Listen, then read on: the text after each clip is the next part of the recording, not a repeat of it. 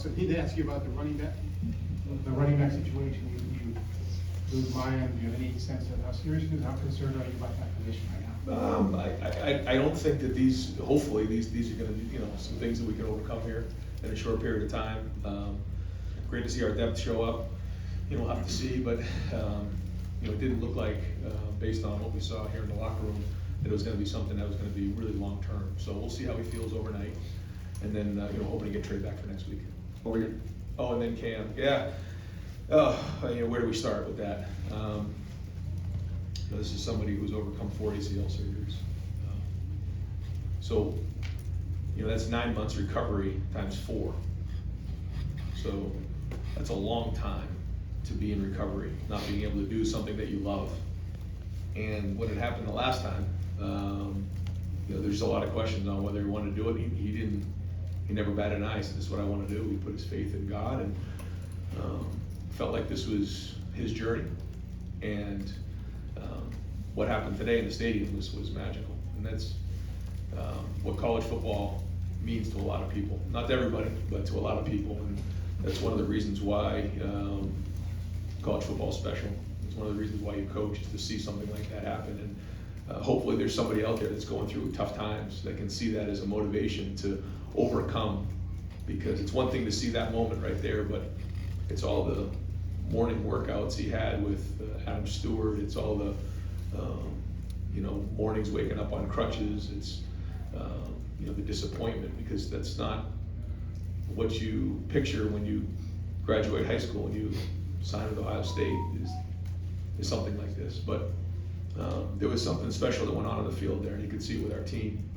And I'm just really happy for him, but just really selfishly proud to be part of a moment like that, to see someone overcome such great obstacles in life. I just can't say enough about it, because there'll be great wins and there'll be great accomplishments here at Ohio State, but what he's overcome is one of the great accomplishments, and it's not something that people will see, but at least they were able to be a part of that right there. And those who were in the stadium were able to be a part of it, because that's as special as I've been around. Over to the right, Dylan Davis, Delaware Gazette. When Kim went into that stadium, was there a specific emphasis on trying to maybe get him a touchdown? Were you thinking about that? Well, Cam, tweaked it him, his lower extremity again in preseason, and so he was kind of in a process of getting back on the field, and we weren't sure when that was going to be, and we never knew when the time was going to be that he was going to actually go back in the game and play, and it was the moment was right. We still had the starters in the game after we muffed the punt and they scored, and we were going to take the starters out. It didn't happen that way. We decided to keep the starters in, so that had to happen. And then Marvin caught that pass, and we felt like, okay, now it's time to take Marvin out. Just probably too much risk at this point with Marvin. And that's when Hart said, well, I think it's Cam Babb's time. And so we called one play. That was a swing to Xavier, and if it didn't work out that way, it was going to come back to Cam. We got the ball into the red zone. There was, I think, an injury on the play, and CJ came up to me and he said, "What do you think about trying to get Cam a touchdown right here?" And I said, I think it's right. And we called it, and it worked out that way. So again, pretty neat. Over to the left, Cam. Brian, when you lose mine, you've already had Trey Gunn out for a little while. Allen came in, when he's come in, he's played really well this year for you guys. You've been able to move Xavier back there. How confident are you in Dallin that if Trey Gunn can't play and Mine can't play going forward, that he can take the load? Do you expect Xavier to still get more carries in the backfield as well? Yeah, I think both those guys showed that they can do a good job. I think it's pretty remarkable that we have that many guys who are capable. But whether it's Trey, Mayan, or Chip, we're hoping to get all these guys back here as soon as we can. It's been frustrating, obviously, not having a full strength room there. But I guess the positive spin on that is the depth is shown, and we've been able to keep that going. But yeah, I think Dallin had some really nice runs today. The number one job of running backs is to take care of the football. It's the number one job. And the rest of it takes care of itself. And I thought he got into a rhythm. I thought he had a nice run early on. to get the first touchdown run and bounce that one. Did a nice job with the vision on that. And overall ran hard. I even a couple of those runs there in the fourth quarter, I thought he finished the runs. If it was a 3-yard run, he was finishing at 6. I think he's got good feet, good vision.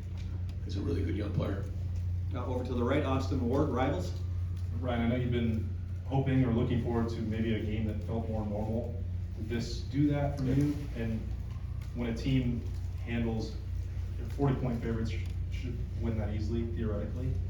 When they take that seriously, is that another mark of toughness in your mind? I think so, and like you said, I do it. That felt more like a normal game, other than the short yardages again. That I was ready to bang my head against the wall. But other than that, yeah, I felt like that it was more normal, and it was great to get a special teams big play on the block punt. I think that was great, and I just thought we had a good rhythm in the game. We kept playing. Yeah, that felt more normal. When you say you want to bang your head against the wall, what do you think is going on there? And is there just something in your mind? It looks like the play action down there can sometimes work. Are you just trying to prove a point when you keep doing it over and over? Or what's the... Yeah, probably being stubborn there. Yeah, probably. But still, I still think we need to get better movement. We need to run harder. We need to get the first down. And I think we had one third down that we split for. It might have been a touchdown. Yeah. The mine, that was good, but still not good enough. Over to the left, Dan Hope, 11 Warriors. Ryan, was DeJuan Jones, Denzel Burke, Chip Trainum, none of those guys played today. Are Right. you expecting those guys to be good for next week? Yeah, I am.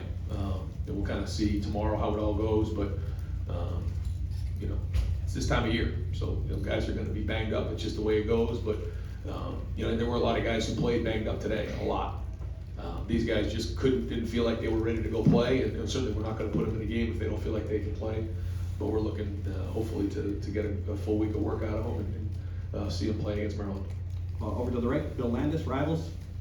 Ryan, what did you think of Xavier's long touchdown run? But with his effort, was he zigzagging across the field past the block and he got downfield on the play? I didn't see it other than on the jumbo. I saw Julian, I think Marvin hustling downfield and then making some great blocks. I can't wait to see it on film. I heard the sideline going crazy. The initial thing that I saw was they stemmed the front, and it's a play that we worked on pretty hard. And I thought we logged the end really well. We got around that quickly, and then I thought that the tackle did a really good job of getting up to the backer, and then the second puller, it was 3 for 3 right there. And then Xavier slipped through, and then the rest was, I was kind of in the back there, and I thought at some point he was going to go down, he just kept squirting out. So a lot of great effort on the play. Great to see Xavier get a run like that. You can see what a weapon he is. He's made some big plays for us this year, so happy for him, and he's very unselfish. When we felt like maybe he would have to play a little running back in this game. He spent a lot of time talking about protection, some of the run game, and because he's been such a good special teams player, he's got a lot of versatility, and you can see that in his game. Over to the left, Stephen Means, Cleveland.com. Ryan, there's already a ton on TJ's plate as is, but when you're not really sure if you've got running backs healthy and your passing game has the week he does last week, there's a ton of pressure you with the week he had this week. How much emphasis on it, and not necessarily be perfect, but kind of lift things up when you have situations like this. Yeah, he's the leader of our offense. There's no question about it. And when your leader is just into it and pushing the guys and understands how important balance is in your offense, that's important. And there was a little bit of an edge to the offense this week. I think that was all week of practice, and we got to keep that going. It's the only way we're going to reach our goals here. But I thought he threw some nice balls. I thought the double move by Marv was a really nice route. Put that right on the money. We did have one drop that could have been an explosive play. I thought that was a good throw. We kind of up and downed it because he saw the backside corner. Threw a nice ball to Cade on the seam route. Overall, I thought he was really on point today. Over to the right, Clay Hall, WSYX. You mentioned the punt block, Coach Lathan Ransom, reaction to the day he had. Yeah, it was all over the place, and did a really good job with Parker Fleming on that adjustment. That was something that was a little bit of an adjustment based on what they were doing, and he was able to put that on the field. And I think that's a sign of a mature player that you can talk about on the sideline, make an adjustment, they can put it on the field in a game like that, a competitive excellence.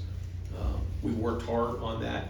We've worked hard on the tracks of blocking punts, and there's an art to that. You can be out of control and run into the punter, which will be a 15-yard penalty, which certainly keeps coaches up at night, but he did it really well, got his hands right to the ball. You know, a lot of times what you want to do is when you start swatting at the balls, he put his hands right on it, and really well executed. Great to see him playing so well across the board. I know he's, I think, a finalist for the Jim Thorpe Award, and now to see him make a play like that, that kind of flipped the game for us, I felt like, in the second half. You got time for a few more folks over to the left, Doug Lesmerises, Cleveland.com. Ryan, when did you know DeJuan Jones might not be able to go today? How did you think Josh Fryer did starting for him? Yeah, we were hoping to get DeJuan out there. He was out there pre-game. It was a game time decision. He was close, just didn't feel like he could do it. And, you know, it's a tough call. You know, these are tough decisions. And, but we also, I think part of the decision, we knew we had Josh. And Josh had been playing well as the you know, extra tight end.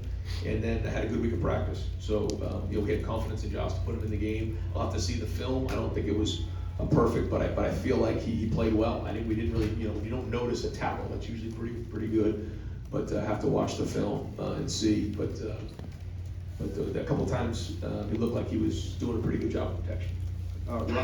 Rob Aller, Columbus Dispatch. Ryan, of 11 on both sides. In some ways, is running back the easiest to plug and play in terms of putting a new guy in there versus maybe a lineman, obviously quarterback? No disrespect to running backs. Yeah, no, I mean, I think it just depends on your skill set. You know, it's hard to fit the right person in there. The thing for Xavier came in and has played so many different positions. He played running back for a whole spring, maybe even more than that. So he had a background in that. You know, to say like, you know, could you put Julian Fleming and play running back? No, you just can't do that, you know. You couldn't do that with Marvin Harrison. I guess maybe a Mecca because he's a little bit built like that, but it's hard to find the right skill set to do something like that. And I think that's what makes Xavier a weapon for us, you know, and happy to see him make those plays. I guess I mean more backups when you have 2 or 3 or 4 guys. The next guy up, in some ways, is easier than. I don't know. Maybe other guys have made it look that way, but I don't think that's the case. You know, I guess, you know, as a running back, you can run for what they block for, but then you saw them make some guys miss and make bigger plays. And I think Dallin more on contact, and I thought Xavier at the second level. Over here, Tim May on 3, Letterman Row. Yeah, Ryan, I just want to get your reaction. Number one, in Mecca, it looked like it might have been a head bump situation. Is that accurate? I mean, you know, I don't know. Yeah. I'll have to go see. But you know, once we get sometimes late in those fourth quarters, we try to be careful. yeah. And obviously Hancock played most of the day today. I mean, what did you see out of him? And were you, I guess, impressed by that? And then number 3, Xavier Johnson. How much work does he get at running back during the week? Yeah, not much. We'll give him tracks every now and again. But he has a background to that. You know, Tony worked with him closer to the game here a bunch. They met extra to make sure that he was ready and everything. Early on in the week, it was just a little package. By the end, it was the whole thing. So again, hats off to him. Then you saw Mitch doing a little bit of that as well back there. So that was good. Your other question was Hancock. Yeah,